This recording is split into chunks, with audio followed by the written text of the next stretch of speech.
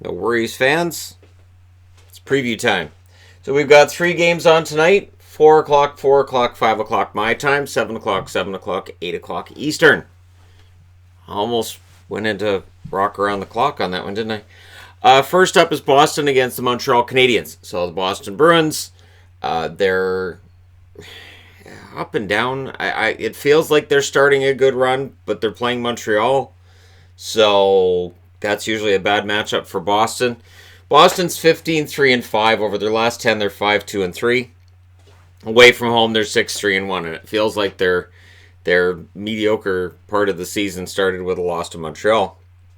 Montreal's 11-7-5 over their last 10. They're 4-3-3, and at home they're 6-4-2. Montreal coming off of a humiliating loss where they had a 4-0 lead, and then decided, all right, well, we're done, and they were, and they lost 6-5. So I actually debated about whether or not to wear Montreal for this one because I anticipate a bounce back. As much as Boston having that 4-2 lead led to, or being behind 4-2 with a couple minutes left led to them winning in overtime thrillingly, I don't expect that tonight.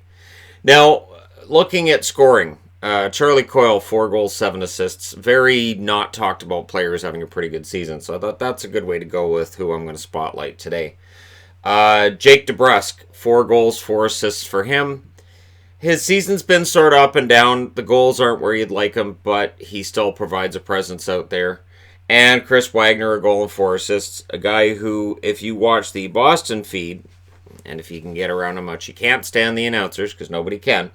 It doesn't bother me nearly as much as other people. But Wagner is very highly thought of by Bruins fans. He's a very important physical presence. On the blue line, Connor Clifton, 2 goals, no assists, 2 points, but he's a steady depth guy. I like him. Halak has been confirmed as the starter for Boston tonight because Tuukka Rask's record against Montreal sucks. That's why. Now on the Montreal side, Nick Suzuki, 6 goals, 6 assists. He is quietly having a pretty solid season so far. Kotkaniemi, not so much. 2 goals and 1 assist from him. You want more?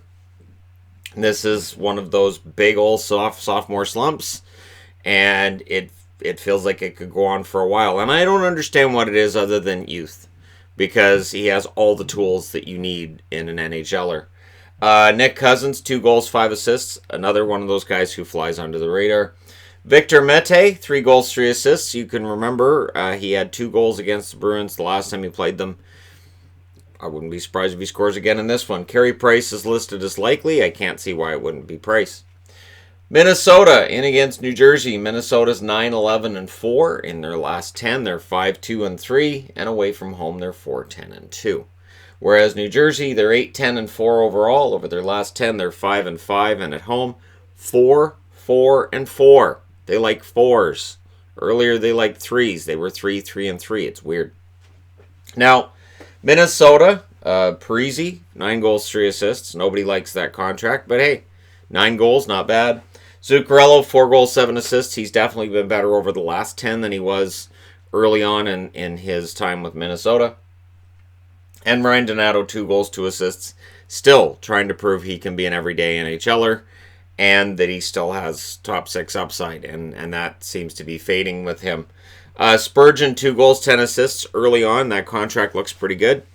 Although we'll see in the later years how good it looks, but Spurgeon living up to that contract. And Kaapo Kakkonen is going to make his... No, not Kaapo, is it? It's not. 1 second. Yeah, it is. It's Kaapo Kakkonen. And I thought, well, wait a minute. We got Kaapo Kakko and Kaapo Kakkonen? Yeah, Yeah, all right.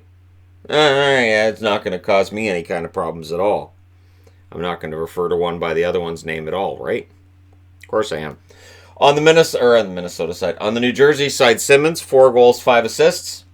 Another one that had a slow start to the season. He's picked it up. Jesper Bratt, 4 goals, 3 assists. Why doesn't he get more ice time? Every time I watch a New Jersey game, he looks pretty good. The one I saw live in Vancouver, I don't understand. I think there's a lot of upside there. He's the kind of guy that if you were calling New Jersey and trying to figure out a diamond in the rough with this team, Bratt would be my pick. Travis Sajak, 2 goals, 4 assists. The offensive side of the game clearly has passed him by. His prime is done, but still useful forward.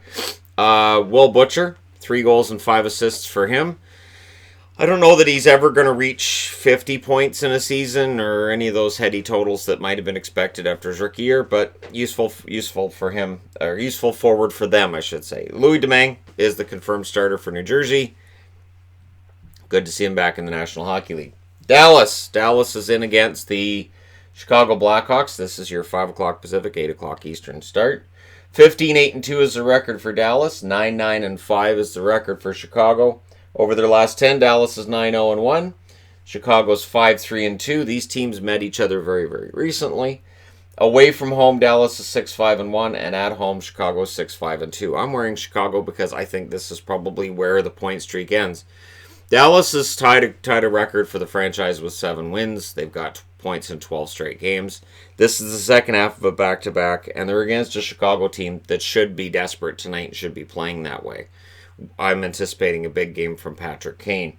On the scoring front, Corey Perry, 3 goals, 6 assists. He has definitely been very, very noticeable for the Dallas Stars, especially over this run. Gurianov, 4 goals, 4 assists. He has his games where he's very useful. He has his games where he's kind of invisible. And Cogliano with 4 helpers in, I think it's 24 out of 25 games that he's played so far this year. And honestly, very useful depth forward. The offense isn't there, but that's not why you have him. And Fadoon with a goal and 7 assists. He has been a useful offensive-minded defenseman on an underrated defense.